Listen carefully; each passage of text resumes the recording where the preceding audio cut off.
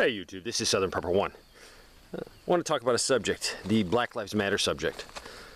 Yesterday, I actually went down to one of their rallies. Well, you're probably saying, what are you doing that for? We had a shooting a little while ago in Charleston where a white man walked into a church and shot some churchgoers. Luckily for us, we didn't have any rioting following that. It was very peaceful. Very peaceful. So I wanted to go and see what Black Lives Matter in Greenville was up to. So they had one protest. I think that one was pretty peaceful, and then they had a second protest, and there was 5 people arrested. One of them is actually charged with trying to choke out a police officer, so that's attempted murder. And then they were going to have another rally, and they put it out, and I went, and they didn't put it out, or didn't have it, so they canceled it without telling anybody. They should have posted it on Facebook that they canceled it. It wasn't very professional as an organization, that was for sure. And then they had one yesterday, so I went down there with my brother. I didn't want to, stay on the sidelines and do some filming, so I actually was there very early and sat down where they were planning on having it. One of the first ones sitting, actually. So I sat right there where everyone else, so, people started to come in. I estimate, and I did some counting, probably, 55 to 62. Because people come and go through the park. That's an area of the park where people are walking through. So some would stop for a few seconds to see what was going on and really weren't part of the demonstration. So they started the demonstration very late. Another thing, as an organization calling for a protest, you got to be on time, you got to be professional. And what I've seen, the Black Lives Matter of Greenville is not professional in that sense. There was 2 main leaders. One was very, very late, even after they started. So I was hoping they were going to say, hey, this is the plan to keep relationships in our community going or getting better. They had no substantive material to put out other than Black Lives Matter, the communist fist pump. So I didn't learn anything. I was hoping they were going to say, hey, we're going to do this. We're going to have a forum. We're going to do this. I think they said they've put out they're going to have a get-together. While I sat there, they were very late. One of the leaders never acknowledged us. He walked around and talked to a few other people, but never said a word to us. Now, if I put on a meeting and people come, I try to get around the room to greet people. We were in an outside amphitheater, small. So I was never greeted. To me, if I hold a meeting, I like to get around and thank people. But that never happened. And he had the time because he talked to people around us. So they were having their rally. There was a ton of media people there, a ton of media. We actually probably gave them way too much coverage on the news for what they were doing. A very small group of people. They had 2 news helicopters overhead that wasted a lot of fuel, I'll tell you that much, because me and my brother were sitting there and we commented on that and talked about it. Their whole thing is Black Lives Matter. To me, all lives matter. And I'll even go one step further and say all lives matter, even unborn lives matter. For a separate video, the amount of black children that are aborted every year, I have no idea why the blacks aren't saying, hey, what's up with this? Because there's a lot of black children aborted every year, and all children are important, but the blacks don't talk about that. I was hoping that they would talk about the statistics I've heard. I haven't totally verified this, that 90% of blacks are killed by other blacks. I wanted to hear that. If I heard that yesterday, I would have been encouraged, because the small amount of people that are actually killed by a police officer is very small compared to 90% of all blacks are killed by other blacks. And you can look at cities, Chicago, Detroit, the numbers are unbelievable. But they're not willing to talk about that because they want to bring up their agenda. And that's what I found out. I went to this meeting with a very open mind. Did these people have solutions locally? I can't solve the problems 1,000 miles away. Those aren't my law enforcement officers, so I don't even want to comment on it. You know, my law enforcement officers live in my community. If I can improve my community, I'm improving my life for my children and my grandchildren and my great-grandchildren. So that's what I wanted to do. They say they want a dialogue. No, they don't.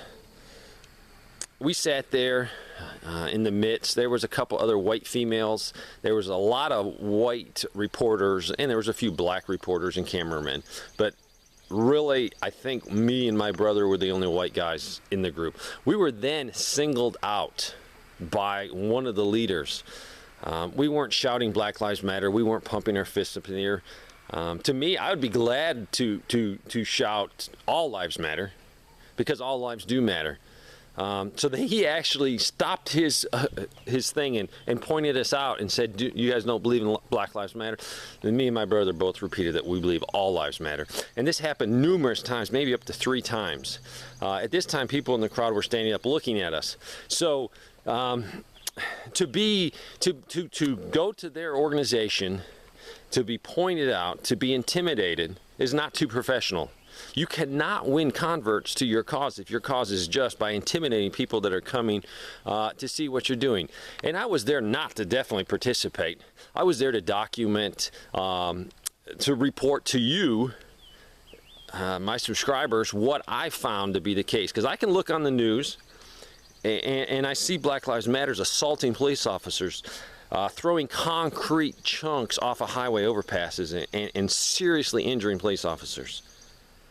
I mean, I can see that, but to me, I wanted to be there locally. As I sat in the crowd, what I came out with is a lot of those people have chips on their shoulders, serious chips. There's no way we can have a dialogue with them. What I heard from them, I don't know if they've had bad run-ins with police officers. I sensed a lot of bitterness in the group. I heard a lot about white privilege. Let me tell you about white privilege. I'm white. Probably knew that. White privilege for me growing up poor, there was no. I grew up on the south side of Buffalo. One of my first jobs was cutting grass. Then during high school, I worked for a school district as a janitor, a custodian. That's white privilege. Starting at the very bottom, I worked my way up to a really nice job. I then joined the infantry. White privilege in the infantry? If you've never been in the infantry, there's no white privilege in the infantry. It's actually a little bit more reverse discrimination, and big time today. No, my son is there. I can attest to many situations where if you're not a minority in the military, you have a little bit more problems. I built my house with wood, trees I cut down and sawed and built a house. That's white privilege.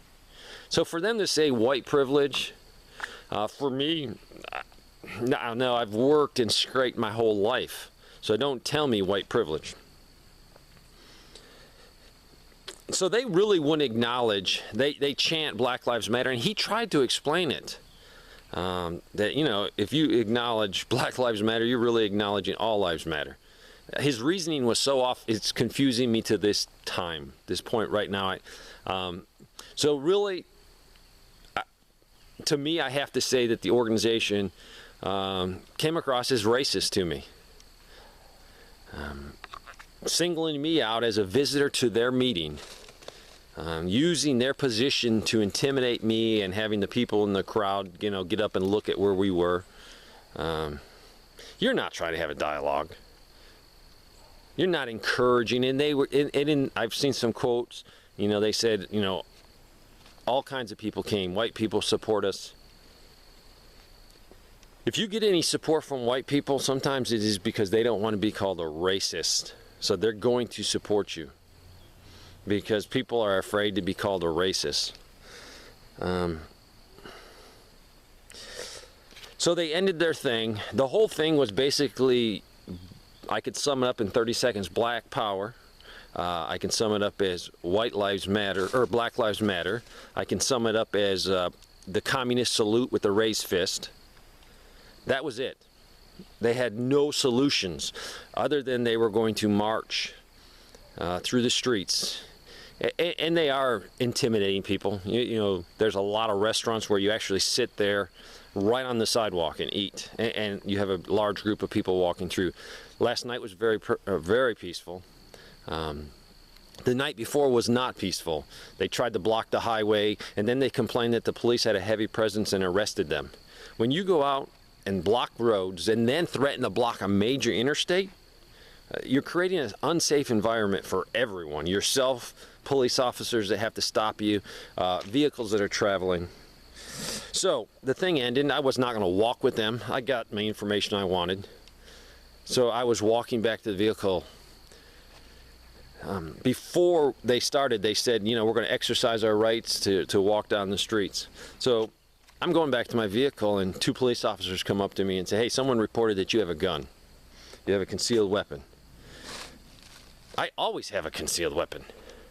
But they were definitely trying to cause problems. See, now me and my brother are the only white guys there. I did have a firearm. I never carry a fanny pack, but I did have a fanny pack on because I had 2 cameras with me, a wallet, a keys. I did have a concealed weapon. But usually if I carry this, I don't think I've carried my gun in this for years. Usually I will throw in, if we go anywhere, you know, and I'm going to go hiking, I throw my stuff in there. But because I had that on, I was stopped by 2 Greenville City police officers. One of them sort of knew who I was. The funny thing was, though, as I was walking, I got a text. I'm not going to tell you who I got the text from, but they said they just heard that my description on the radio, and they were going to look for me. So the people at the rally, you know, wanted to exercise their constitutional rights. But I show up, and they think I have a gun. They turn me into the police. The same people that they had so much disrespect for at that meeting. I mean, you can sense it, the underlining tones. So I simply showed my concealed weapons permit. The guys were great. The Greenville City Police are true professionals beyond words. So I don't know why these people are harassing the police. You know, our local police are great. Professional beyond professional. So simply showed my ID, and they were very nice. We talked for a second, and I went on my way. So what I've concluded, I've watched the National Black Lives Matter. I've seen the illegal activity that is going on. I see the police officers getting injured. I see the intimidation that a small group of people. So what I've taken out of it, I would like to take about 3% of the black folks. I'd like to take about 3% of the white folks and tell them that we adults would like to sit down at a table and have a discussion, an adult discussion about race relationships. And the parties I would exclude are the people with the chip on their shoulder, be it white, be it black, be it Aryan Nation, be it Ku Klux Klan, be it whatever, being the Black Panthers. At this meeting, there was also another group that attended. I do not know the name, but they were dressed exactly like Louis Farrakhan's people, bow ties, sharp suits. They were there. There's about 10 to 12 of them. They really didn't say anything. They did talk to the media. But media, don't pay these people any attention. They're the fringe element. I mean, you wouldn't go to a Klan rally and cover it in depth. You were very nice to these people. So it's time for the adults to sit down. And everyone else that has that chip on their shoulder, that don't really want to have a meaningful discussion about relationships in this country, you all need to sit down. Because we have a problem. But both sides have to be willing to sit down and talk. And what I've seen on the Black Lives Matter, they'll talk, they'll intimidate you, but I don't think you can come up with a solution for them.